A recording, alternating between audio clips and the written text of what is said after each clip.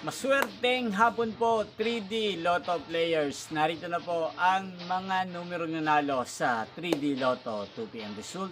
July 13, 2026, araw ng Lunes. Kaya't kunin nyo na po ang inyong mga ticket. Narito na po ang resulta. Yan, nakikita nyo na po ngayon sa screen ng inyong cellphone ang mga numero nanalo sa 3D Lotto 2pm result. In exact order po yan.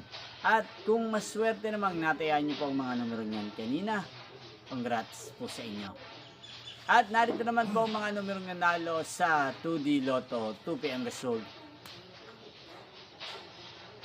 Yan, ano nga bang magandang numero ngayong araw na to sa 3D Lotto pang 5pm draw at pang 9pm draw? Para po sa akin, bet ko pong mga numero ngayong araw na to ang numero 5, 2 at 8. Unang kombinasyon.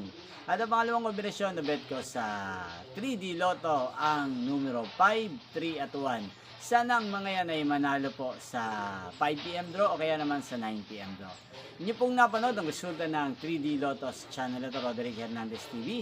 Muli nyo pong mapapanood ang resulta nito para sa 5pm draw, mamayang 5pm dito po sa channel ito. Thank you for watching.